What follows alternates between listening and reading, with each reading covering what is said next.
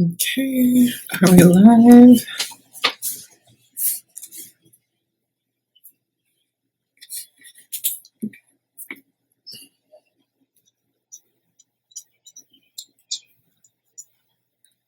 Okay, and we are live. Hello, everyone, and welcome to Career Tip Tuesday.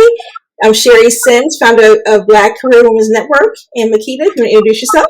Hi, everyone. Happy Tuesday. I'm Makita Matthews, the Chief Network Officer for BCWN.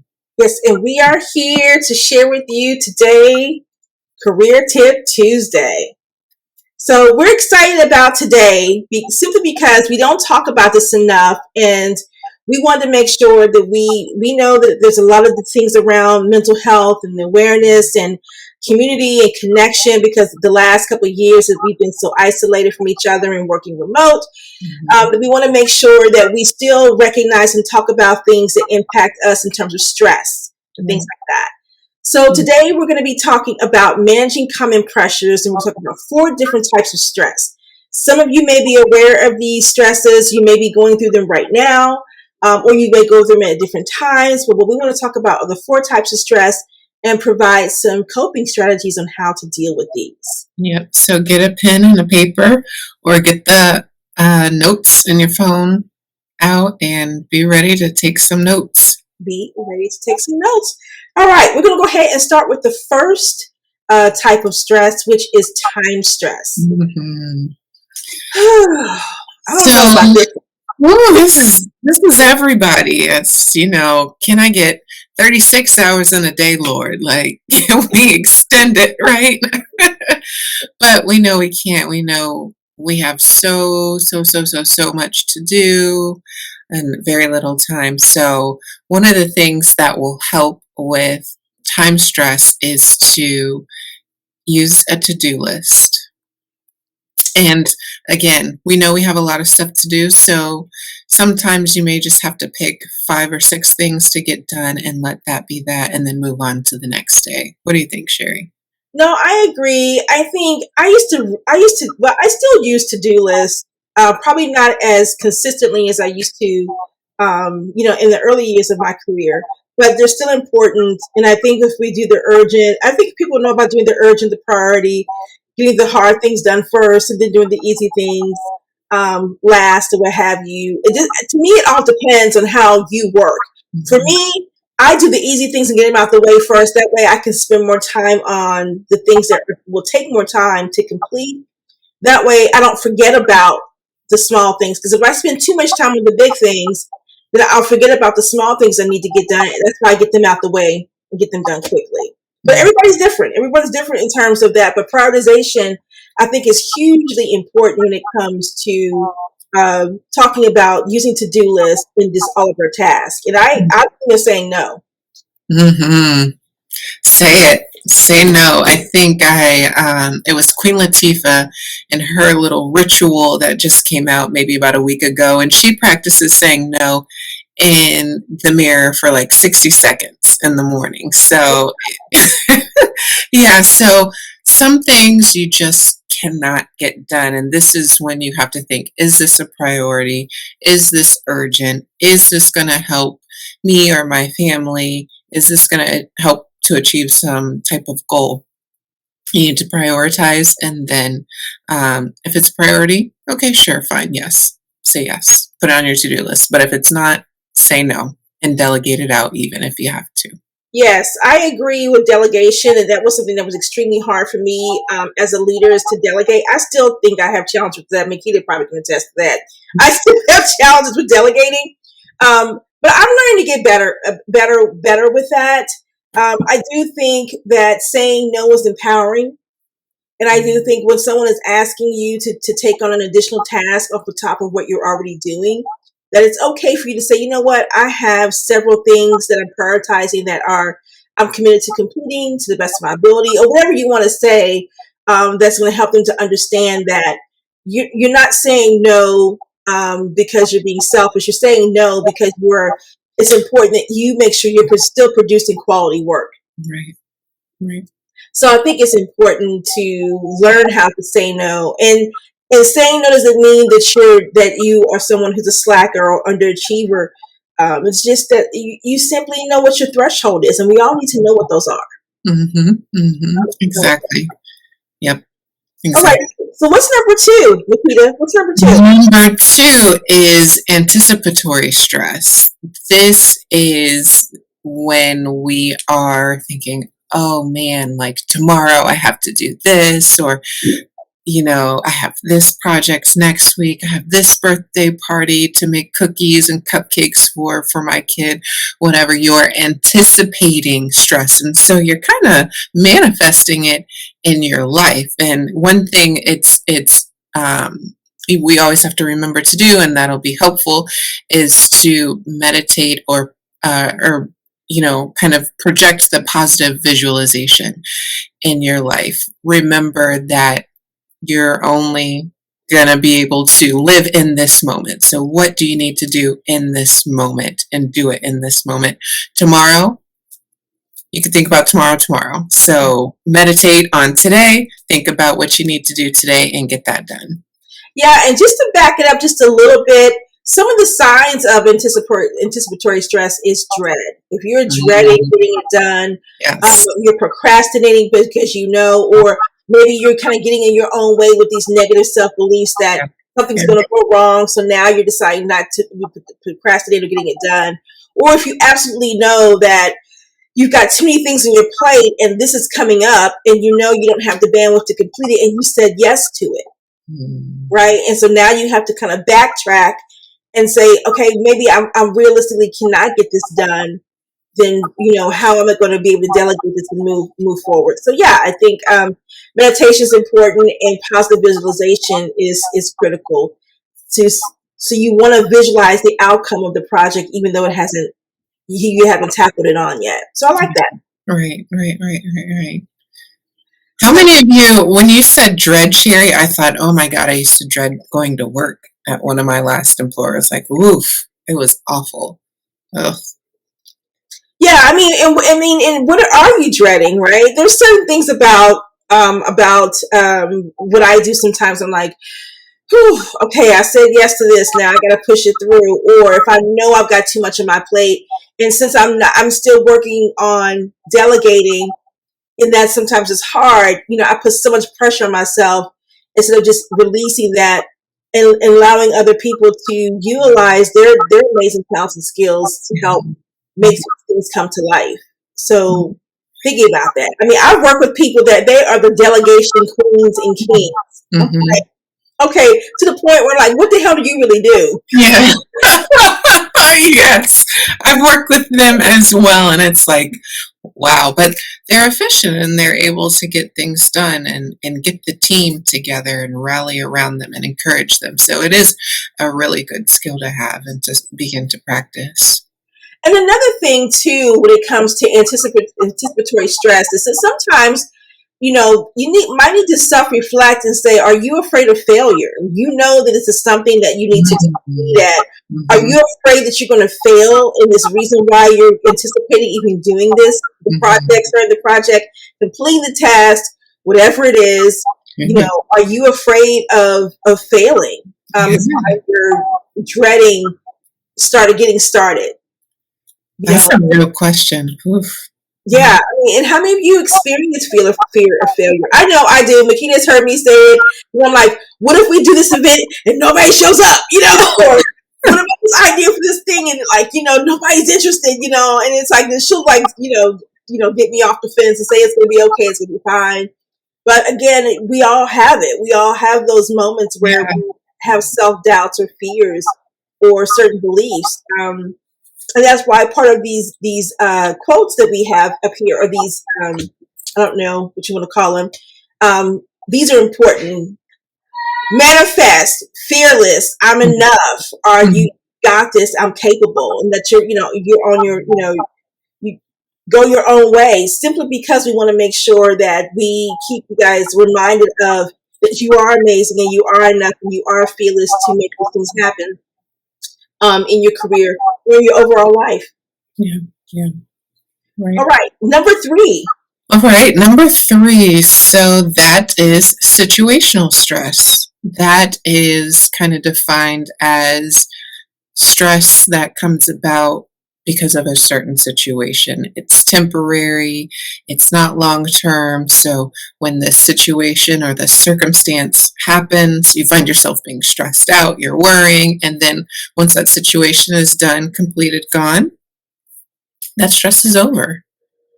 Now, when it comes to situational stress, knowing it can be situation stress can be anything, right? Mhm. The first thing you want to do is learn to be more self-aware. Mhm. And that means learning to be more self-aware about how you respond to situational stress, Mhm. in the moment stress. Um, I think it's important to think about the different types of situations that can happen Mhm. where we have from completely critical to where Mhm.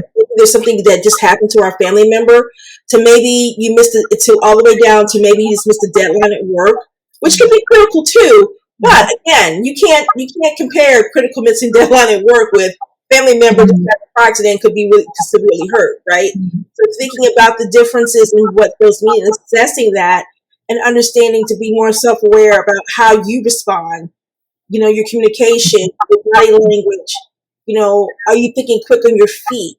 Mhm. Uh, Mhm. you're helping to, and so I guess that goes right into the next one, I suppose, right? Which is managing Yeah. conflict emotions. Right, exactly. Because you have to know how you respond and how you should be responding in situational stress sort of scenarios. Like, okay, you know what? I just need a minute, or if this is something at work, hey, you know what? I'm getting really stressed out. I need maybe like a half day PTO or just some time to myself tomorrow morning. So you have to manage your conflict. I'm sorry, manage the conflict and your emotions to be able to get the best outcome. Which goes right into if you need to take that PTO time or that day off, practice some physical relaxation techniques, right? Right, right. Which is hugely important for me. Sleep is my best friend. I like Mm-mm. putting my ass down somewhere. Mhm. and, Right. you know, um, or have a glass of prosecco, and that and then help to relax, right? Or Right, or stretching. So whatever works for you right. about practicing those physical relaxation techniques because we do hold a lot of stress in our bodies. Mhm, mhm, I know I do in my neck, mhm. my back, my lower back. I mean, I have a heating pad on my lower back right now, guys. You just don't know that. But so we have these places in our bodies where we hold the stress. And Mhm. again, being more self-aware is part of also understanding where how your physical body reacts and responds to the stress, and then what you can do to help practice and relieve some of this, relieve some of that. Right. So Mm-hmm. we have Kimberly, Tynesha, Ashley, Samidra. I've seen you all in the chat saying, hey, good afternoon. So why don't you guys let us know what are some of the physical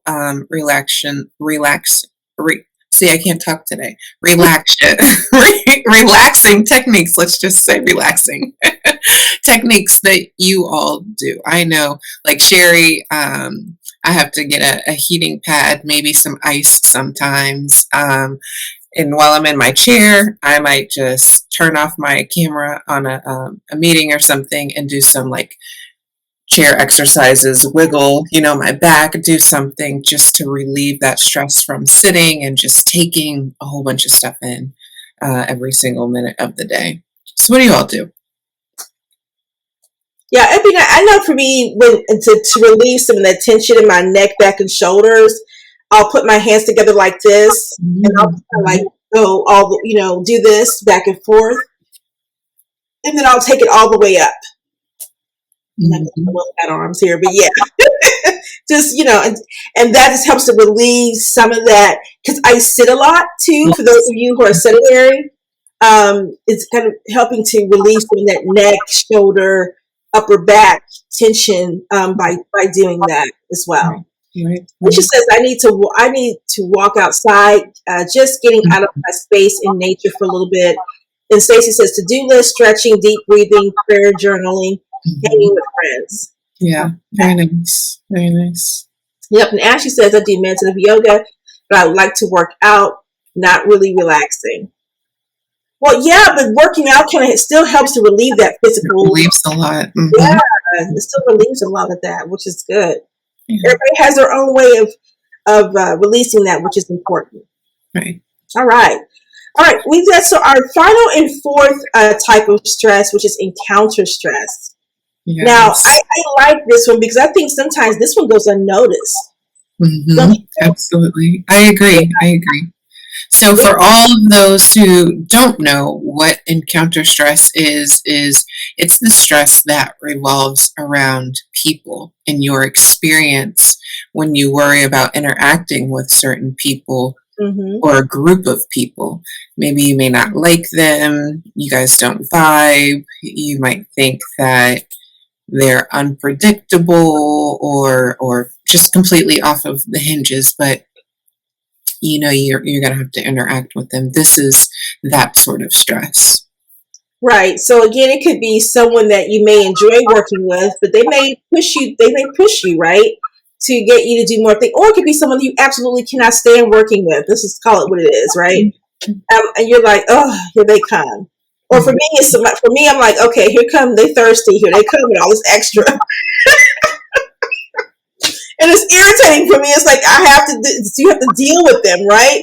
So again, encounter stress is something I think that we often do not recognize. Mhm. Often we just think, oh, just because we don't like this person, we still need to tolerate working with them. But not maybe realizing that working with them does actually affect you and offer up an amount of stress working with them that you probably didn't realize really was truly stress. Mhm. Um, and I think when you are in that space, for example, if you have a boss that you know that is kind of nitpicks with every little thing. So your anxiety may go up to say, oh, I don't know if I spelled this right. I don't know if the grammar is going to be right on this. I don't know if they're going to like what I just presented. That's still stress. That's still what we consider encounter stress because Right. you're still not in it. It's also anticipatory stress too, don't you Right. think? Because Right. you're I would anticipating. agree. I Yeah, would I think that it can be both it's because you're together. anticipating Yeah. things together. I Yeah. agree with that. Yeah. I would. So let's talk about some of the things you can do when you are in the space of encountering stress, whether it's relationship with workplace relationships, or just even maybe workload. Right. Right. So first, I know this can be really hard sometimes, but practicing empathy. Um, a lot of people have a lot going on, and unfortunately, a lot of people do project their emotions outside. What they're feeling inside, they project it on other folks. So you do have to sometimes understand, what, I think they've probably got a lot going on, and maybe just kind of figure out a way to ease the interaction and just move on.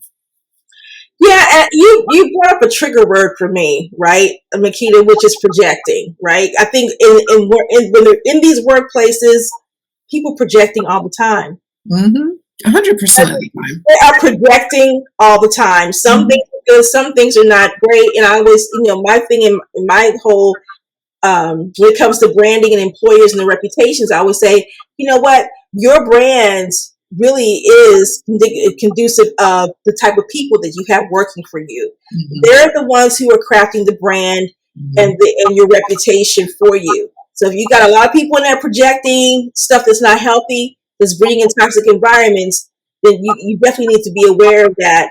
Practice empathy in the places that it's important, and practice empathy with the people that it counts for. Right. Not the ones who are breeding toxicity. Mhm. They don't deserve your empathy. Mhm. They do not deserve your empathy. What they deserve is a kick in the ass, but you probably can't do that at work. But Right. what you could do is make sure that you are using emotional intelligence, which is where we are now, which is developing a greater level of emotional intelligence when you're dealing with those who are a little bit more toxic in the workplace. Mhm. Where you want to be fair and show empathy to everyone because you should be, but not everyone again deserves it. So now you do have to show a greater level of emotional intelligence to work with those people who may not be the warm and fuzzy people that you want to work with, but you have to, Yeah. Yep. Agree. right? How do Yep. you navigate those working with people of those you don't trust?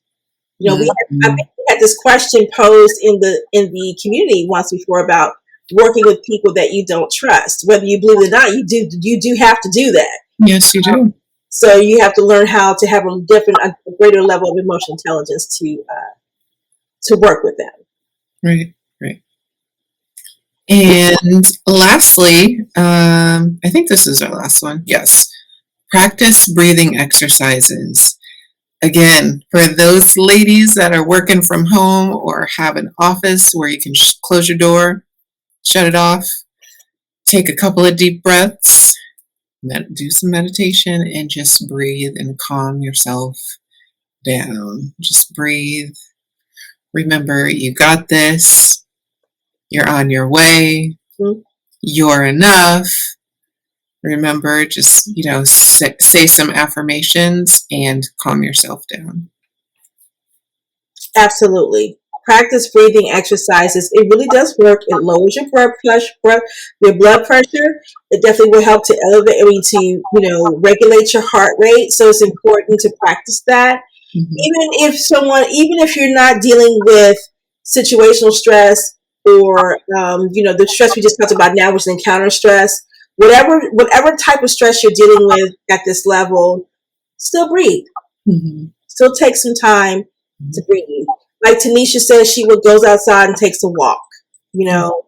Whatever is going to work for you is hugely important. And then making sure that you are being mindful of the emotional intelligence too at the same time. Right.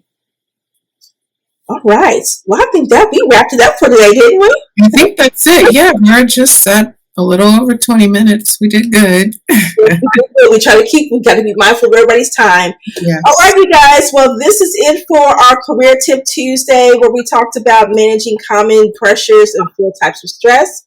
We hope that you enjoyed this. We will go ahead and provide the replay inside of the Career Tip Tuesday folder inside of our video on demand folder. So you can catch the replay there, and we'll make sure to provide a link to that as well. Yes. Well, I hope you guys have an amazing Tuesday.